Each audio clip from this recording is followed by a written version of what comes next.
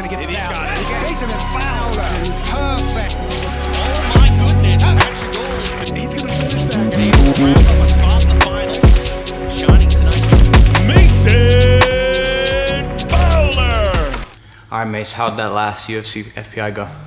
Yeah, I mean, couldn't have gone much better. What was preparations like? I was there for the camp, so like, how did it go for you? How do you think it went? Yeah, the camp went pretty well. The biggest thing for me was trying to see if I could make it through a training camp. Every time I started trying to train a little bit harder, I was having a lot of issues with my back. So my back was good, no big issues there. And also, now that the UFC is implementing the weight classes, I think it's just a lot more natural for me to be at 205, especially with the weigh-ins on the day before. Like, you can cut a little bit of weight and it's not really going to be like that big of a deal. So I think 205 is definitely a more natural weight class for me. So I wanted to make sure, I wanted to do a whole practice run with the training camp and the weight cut and the diet, and everything went pretty perfectly. So I was able to get my weight down like under 215 even. I was waking up at like 212, 213 in the morning. So the weight cut was super easy.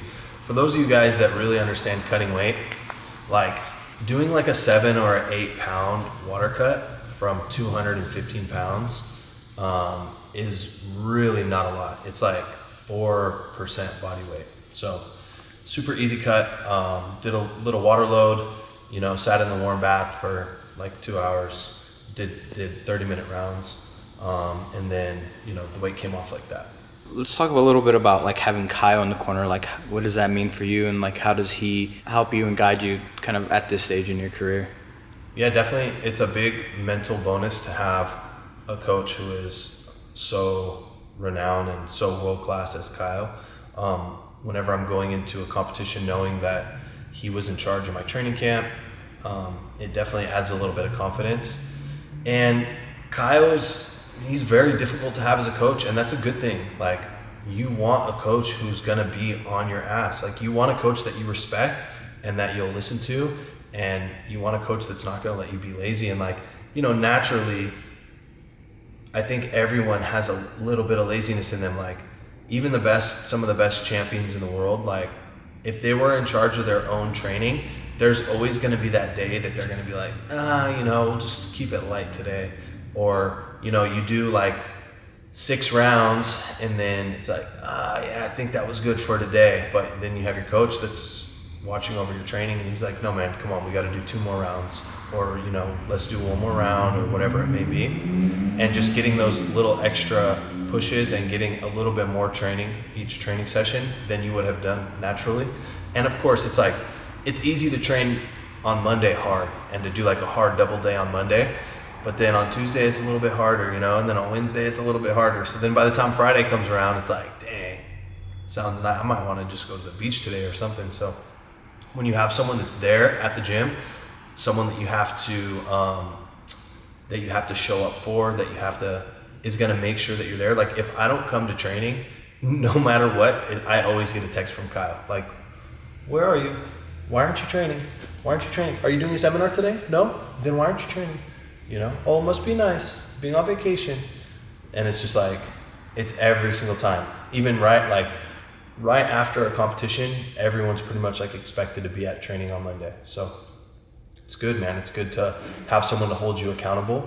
And it's good to have someone that's been there and done that and understands like the nerves and understands like the anxiety of the competition, and is still there to, throughout the whole process.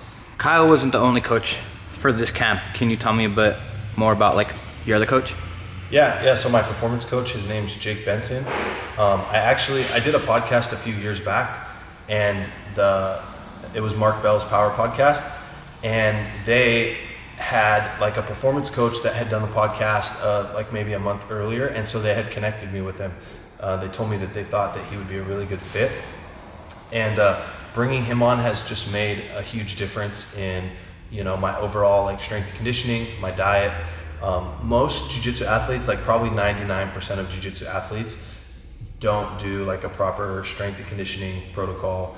They don't do a proper like diet supplementation protocol. So to have someone that is like a high level performance coach that's overseeing all the other stuff. Obviously I have Kyle for the jiu-jitsu, but then now I have Jake for basically everything else.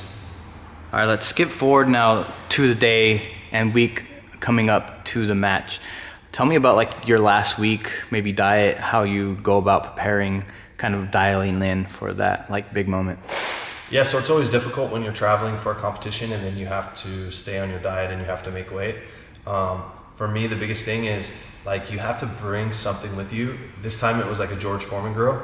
So I went and bought like a little mini George Foreman grill, and then, you know, as soon as you land, you need to go to the grocery store and get your food. So got my chicken and my steak, and then the other stuff is easy. Like the fats and the carbs are easy. You can get little microwavable rice, or you can get like sweet potatoes, but it's usually the proteins that are a little bit more difficult to cook and prepare inside the hotel room. So that's what the George Foreman's for. So yeah, I hit the grocery store, got all my food ready, brought some little meal prep containers, and once you get all that stuff and you're in the hotel room, then it's pretty simple to like stay on track. What's that final weight cut for you? Like, tell me about the mentality that you have to put yourself in to kind of go through that last push. Yeah, so honestly, the entire weight cut was pretty easy. Like the water came off really easily. I wasn't struggling at all. I wasn't like dying in the bath, like, oh my God, I wasn't miserable. I was just like mildly uncomfortable. Luckily, I have experience from MMA where I used to do really big water cuts. So I've been to that point. So now to do like an 8-pound or a 10-pound water cut is like pretty much a walk in the park. So I'm lucky that I had those experiences from before. All right, so now you're weighed in, you're just waiting for the match, you're warming up. Are you going into the match thinking like, I'm gonna hit my signature move? Yeah.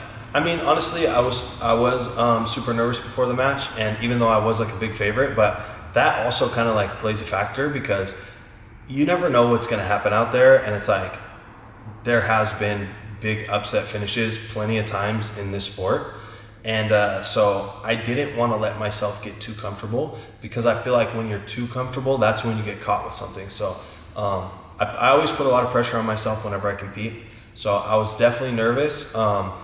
I definitely wanted to come back and make a statement, and not only that, but it's a big stage, and it's one of the biggest stages that we have in jiu-jitsu. So I wanted to make sure to just have a great performance and you know, do something unique. I have a lot of really unique submissions in my arsenal, so you know, I definitely didn't want to go and just hit like a boring rear naked choke because that's something that you can do anytime. I wanted to hit something cool, so that was my plan. Luckily, I hit the submission that's on my merch, so I sold a little bit of extra merch after the match for sure. Talk me through like those seconds after, like you get your hand raised, you're seeing everybody in the crowd. Like, how does that feel? Like, talk to me about that. Yeah, I mean, there was a point in time where I was definitely considering potentially not returning to competition. Like, it's tricky as a jiu-jitsu athlete because just now, like just the last few years, there's starting to be a little bit more money and more opportunity in the sport as an athlete.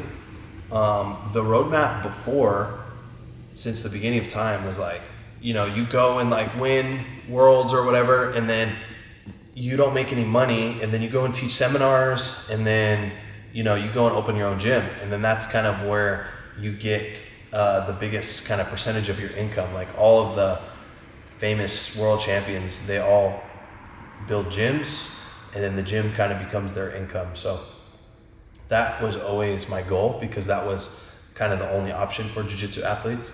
So ever since I started focusing solely on jiu-jitsu, my goal was always to open my own school so that I could have my business and a career to fall back on. So, you know, once I got to the point where I blew my back out and I'm 31 and I'm like, you know, I had a good run. I won a lot of tournaments. I won a lot of matches. I got a little bit of clout on my name. So yeah, it was definitely a big moment for me to step back out on the mats because for the last 12 months, I didn't know if I was going to step back out on the mats. I thought, you know, potentially I was past my prime and, you know, all these things are going through your head as an athlete. Like my back's all messed up and you hear a lot of stories about people that had to retire from back issues, and people get their discs fused and all that type of stuff. So I just was super grateful and super happy and relieved that I was able to go out there and perform. And not just that, but the whole training camp, I felt good. I felt healthy. I felt like I was still in my prime. I didn't feel like I had lost a step. So that was a relief too. And yeah, I'm just really excited to make another run. I've went on a few pretty good runs in my career, and I'm ready to make another run, and hopefully I can get a shot at the 205-pound title very soon. That's my next goal that I have in my head. I'm pretty sure they're gonna make sick UFC title belts, so I gotta get my hand on one of those. I've been competing on UFC Fight Pass for so long.